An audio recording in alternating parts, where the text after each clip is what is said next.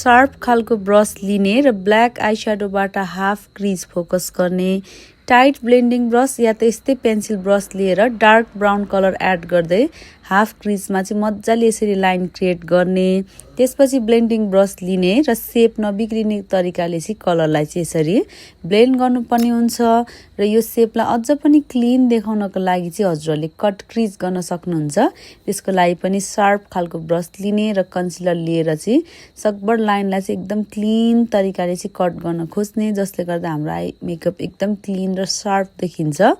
र उहाँले ड्याबिङ मोसनमा चाहिँ पहिला क्रिज लाइनलाई फोकस गर्नुभयो र त्यो कन्सिलरलाई चाहिँ तलतर्फ ड्र्याग गरेर ब्लेन्ड गर्नुभयो।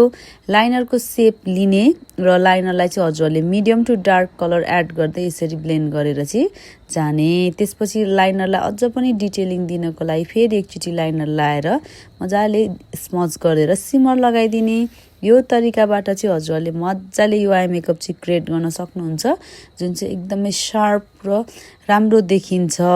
फोटोसुट मेकअपमा पनि एकदम राम्रो हुन्छ यो आई मेकअप। र हजुरहरूको आइजमा चाहिँ सेप छैन भने पनि सेप ल्याउनको लागि चाहिँ यो आई मेकअपले एकदमै मद्दत गर्छ। यो आई मेकअप गर्नको लागि हजुरहरूले चाहिँ ब्रस चुज गर्न जान्नु पर्यो र डिटेलिङ र सेपमा चाहिँ ध्यान दिनु पर्यो। त्यही भएर हामीलाई चाहिँ मेकअपमा ब्लेन्डिङ मात्र नभएर डिटेलिङ र सेपको बारेमा पनि थाहा हुनुपर्छ। र मेरो ब्राइडल मेकअप क्लासको स्टुडेन्टहरूलाई मैले यो कुरा फोकस गराउँदै सिकाउँछु र 100% वर्क उहाँ आफैले आज गर्नुभएको हो।